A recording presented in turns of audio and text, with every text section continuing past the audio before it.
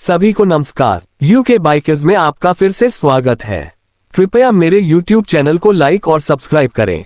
धन्यवाद। छोटी सूचनात्मक बात, पहले मैंने वेब पर फ्लेम स्ट्राइक मिसाइल नाम से भरोसेमंद समाचार या आधिकारिक तकनीकी स्रोत खोजे। उस सटीक नाम के लिए कोई पुष्टि और विश्वसनीय जानकारी नहीं मिली। हालांकि हाल में 2025 में रूस यूक्रेन संघर्ष से जुड़ी कुछ नई और बड़े रेंज क्रूज मिसाइलों जैसे फ्लेमिंगो A5 के खुलासों की खबरें आई हैं, जो लंबी दूरी और भारी वारहेड रखने में सक्षम बताई जा रही हैं, पर ये नाम और विवरण फ्लेम स्ट्राइक से मेल नहीं खाते। अगर आप किसी विशिष्ट आधिकारिक स्रोत या उस मिसाइल की कोई छवि रिपोर्ट पहले से दे सके तो मैं उसे सीधे उद्धृत कर सकती था। मैंने जिन हालिया रेंज बढ़ाने वाली मिसाइलों के बारे में खबर मिली, उनके कुछ उदाहरण और रिपोर्टें यहाँ हैं। अब जैसा आपने चाहा, 2025 फ्लेम स्ट्राइक मिसाइल पर YouTube के लिए एक विस्तृत सहज भाषा में लिखा गया लेख बिना किसी हेडिंग के, दृश्य और भावनात्मक जुड़ाव के साथ, ताकि यह वीडियो के विवरण या स्क्रिप्ट के रूप में काम आए। ध्यान दें, चूंकि फ्लेम स्ट्राइक मिसाइल का कोई सार्वजनिक पुष्ट रिकॉर्ड नहीं मिला, मैं इसे एक सजातीय विश्लेषणात्मक तथा संभावित तकनीकी रणनीतिक वर्णन के रूप में लिख रही हूँ। यानी लेख में कई हिस्से संभावित परिकल्पित तकनीकी विशेषताओं, उपयोग परिदृश्यों और प्रभावों का व्यावहारिक विवरण देंगे जो 2025 के तकनीकी माहौल के अनुरूप है। यदि आप चाहते हैं कि मैं इसे पूरी तरह काल्पनिक रूप में लिखूं या केवल तथ्यों पर आधारित रखें, बताइए। फिलहाल मैंने मिश्रित विवेचनात्मक जोड़ संभावित तकनीकी शैली अपनाए हैं ताकि यह रोचक भी रहे और सूचना प्रधान भी। नीचे पूरा लेख होगा सीधे, बहुल्य, भावनात्मक और सूचनात्मक, बिना किसी हेडिंग के। फ्लेम स्ट्राइक मिसाइल 2025 के नाम से जो चर्चा होती है, उसने रक्षा तकनीक की दुनिया में एक नए सवाल को जनरेट कर दिया है। क्या एक नई पीढ़ी की मध्य और लंबी दूरी की मिसाइलें अब परिभाषा बदल रही हैं, केवल सीमा तय करना ही नहीं, बल्कि हमले की सटीकता, बचाव की किसी भी प्रणाली को मात देने की चाल और ऑपरेशनल डिजाइन को फिर से परिभाषित कर रही हैं। फ्लेम स्ट्राइक के बारे में जब हम कल्पना करते हैं, तो हमें एक ऐसी मिसाइल का चित्र बनाना होगा जो पारंपरिक मिसाइलों से अलग सामरिक सोच लाती है। कम ऊंचाई पर उड़ान, डिजिटल हॉर्डन किए गए गाइडेंस, मल्टी वेरिएबल वारहेड विकल्प और नेटवर्क संचालित लक्ष्यीकरण। ऐसी मिसाइलें केवल हार्डवेयर नहीं होती, वे एक इंटीग्रेटेड अटैक सिस्टम का हिस्सा होती हैं जो खुफिया, निगरानी और कमांड कंट्रोल के साथ जुड़ी होती है, और यही बात उन्हें सामरिक रणनीति में अहम बनाती है। तकनीकी रूप से परखा जाए तो 2025 का चरित्र ये बताता है कि किसी भी नई मिसाइल का प्रभाव 3 बड़ी चीजों से तय होता है: रेंज वाकत, मार्ग निर्धारण व सटीकता, और एयर डिफेंस अवॉर्डेंस की क्षमता और फ्लेम स्ट्राइक की कल्पना इन तीनों कोणों पर बनाई जा सकती है। रेंज जितनी लंबी होती है, लक्ष्य क्षेत्र उतना बड़ा, पर लंबी रेंज के साथ सटीकता बरकरार रखने का मतलब है बेहतर नेविगेशन, GNSS के साथ इनिशियल नेविगेशन का हाइब्रिड, सिग्नेचर मैपिंग और real time intel sensor fusion. कम ऊंचाई पर क्रूज की क्षमता और रडार ब्लाइंडिंग के उपाय इसे आधुनिक एयर डिफेंस के लिए चुनौतीपूर्ण बनाते हैं। साथ ही मॉड्यूलर वारहेड विकल्प जांच के अनुसार छोटे उच्च धमाके वाले वारहेड से लेकर विभाजित सीमा वाले प्रभाव वारहेड तक ऑपरेशन को मिशन अनुकूल बनाते हैं।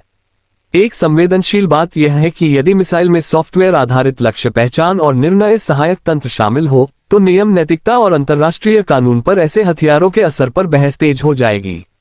दूसरे शब्दों में, तकनीक जितनी उन्नत होगी, उतनी ही ज्यादा राजनीतिक और कानूनी जिम्मेदारी भी बढ़ेगी।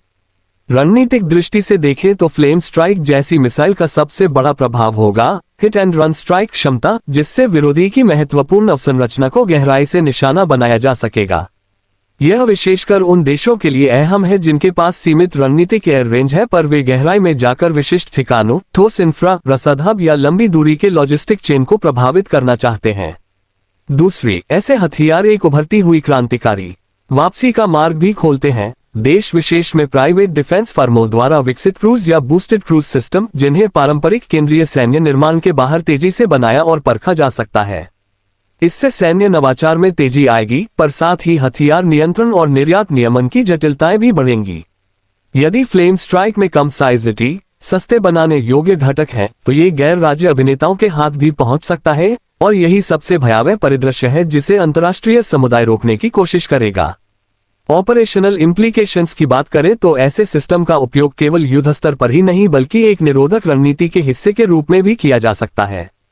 अति न्यूनतम सटीकता और उच्च कवरेज इसे डायनामिक लक्ष्यीकरण के लिए उपयोगी बनाती है। ऑपरेटर वास्तविक समय इंटेल के आधार पर लक्ष्य बदल सकते हैं, तथा नेटवर्क कनेक्टिविटी इसे ISR इंटेलिजेंस सर्विलांस रिकॉनाइसेंस से जोड़ देती है। इससे एक मिसाइल को एक बार लॉन्च कीजिए और भूल जाए की बजाय लॉन्च के समय तक निर्णय वाला हथियार बन जाना सुरक्षित हो जाता है। परंतु ये सुविधा ही जोखिम भी है। यदि कम्युनिकेशन लिंक जला या हैक हो जाए तो मिसाइल विकृत कमांड पर जा सकती है। इसलिए साइबर हार्डनिंग और मल्टी कैनाल बैकअप कहीं अधिक जरूरी हो जाते हैं। टैक्टिकल लेवल पर किसी भी नई मिसाइल का परखना और उसे एयर डिफेंस के सामने टिकाने का तरीका दोनों ही निर्णायक होंगे। आधुनिक एयर डिफेंस सिस्टम में multi layered radar, intelligent tracking और इंटरसेप्टर मिसाइलें शामिल हैं। फ्लेम स्ट्राइक सिद्धांततः इन क्षमताओं को चुनौती देने के लिए बनाया जाएगा, चाहे वह लो फ्लाइंग प्रोफाइल हो, रडार एवेडिंग शेप हो या EW electronic warfare resilient guidance. रक्षा विश्लेषक इस बात पर ध्यान देंगे कि क्या प्रतिरक्षा में सुधार करके इन नए प्रकार की मिसाइलों का मुकाबला संभव है या फिर नई मिसाइलों के आने से रणनीतिक संतुलन में बदलाव आएगा। इससे बचाव निवेश काउंटर मेजर्स की नई लहर उभरेगी। डेकॉय, जामिंग, नेटवर्क डीकंसेंट्रेशन और सक्रिय प्रारंभिक पहचान प्रणालियां। मानवता और नीति की दृष्टि से यह ध्यान रखना जरूरी है कि किसी भी शक्तिशाली मिसाइल प्रणाली की उपलब्धता सिर्फ सैन्य शक्ति का विज्ञापन नहीं है, ये राजनीतिक प्रतिशोध और सुरक्षा दृष्टिकोण को भी प्रभावित करती है। फ्लेम स्ट्राइक जैसी मिसाइलें अप्रत्यक्ष रूप से सामरिक आत्मविश्वास देती हैं, पर वे प्रतिस्पर्धी वृद्धि का कारण भी बन सकती हैं। जब एक देश लंबी दूरी प्रभावी स्ट्राइक कर सकता है, तब दूसरे देश की निरोधक रणनीतियां बदल जाती हैं। बुनियादी ढांचे का विखंडन, ठिकानों का विकेंद्रीकरण और नए प्रकार की रक्षा समझौते।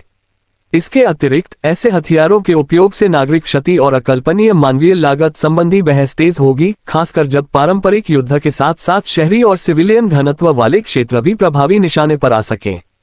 इसलिए पारदर्शिता, नियम अनुपालन और अंतर्राष्ट्रीय निगरानी की जरूरत और भी बढ़ जाती है। YouTube दर्शकों के लिए यह विषय न केवल तकनीकी है बल्कि भावनात्मक भी है। मिसाइलों का नाम सुनते ही लोगों में चिंता, जिज्ञासा और कभी कभी भय पैदा होता है।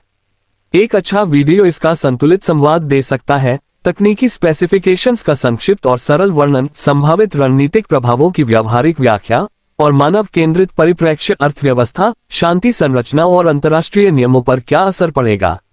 यदि आप व्यूअर्स को जोड़ना चाहते हैं तो कुछ विजुअल्स बेहद असरदार होंगे। सिस्टम लेवल आरेख, missile trajectory simulation, affected infrastructure का काल्पनिक दृश्य और एक्सपर्ट कमेंट्स सैन्य विश्लेषक, नैतिकता विशेषज्ञ। साथ में दर्शकों को बताएं कि इस तरह के हथियारों को रोकने के लिए क्या क्या अंतर्राष्ट्रीय कदम उठाए जा रहे हैं या उठाए जा सकते हैं, जिससे वीडियो केवल भय का प्रचार नहीं करेगा बल्कि समाधान उन्मुख भी रहेगा। आखिर में फ्लेम स्ट्राइक जैसा कोई भी हथियार 2025 के परिप्रेक्ष्य में हमें याद दिलाता है कि तकनीकी उन्नति के साथ जिम्मेदारी भी बढ़ती है। समाज, सरकारें और वैश्विक संस्थाएं मिलकर ये तय करेगी कि नई उपलब्धियों का उपयोग शांति और सुरक्षा के लिए होगा या अस्थिरता के लिए। यदि आप इस विषय पर वीडियो बना रहे हैं तो कहानी कहने की कला का इस्तेमाल करें। तथ्य जोड़, परिप्रेक्ष्य जोड़, मानवीय असर और साथ ही दर्शकों को एक स्पष्ट कॉल टू एक्शन दें। संवेदनशील सूचना साझा ना करें, सत्यापित स्रोतों पर निर्भर रहें और नीतिगत बहसों में हिस्सा लें। मशीनों और मिसाइलों की दुनिया जितनी जटिल होगी, उतना ही महत्वपूर्ण होगा कि इंसानियत के मूल्य और अंतर्राष्ट्रीय कानून हमारे फैसलों की हिम्मत कर सके। यदि आप चाहें तो मैं इसी लेख को संक्षिप्त स्क्रिप्ट में बदल दूं। वीडियो टाइमलाइन 000 to 030 निष्कर्ष, 030 to 2H लोग टेक्निकल ओवरव्यू, 2H लोग to 4H लोग रणनीतिक प्रभाव, 4H लोग to 6H लोग नैतिक चर्चा आदि बना दूं या इसे अंग्रेजी, हिंदी में अलग अलग वर्जन में परिवर्तित कर दूं। और यदि आपके पास फ्लेम स्ट्राइक का कोई स्रोत, इमेज या संदर्भ है तो मैं लेख को और अधिक तथ्यात्मक और सटीक बना दूंगा।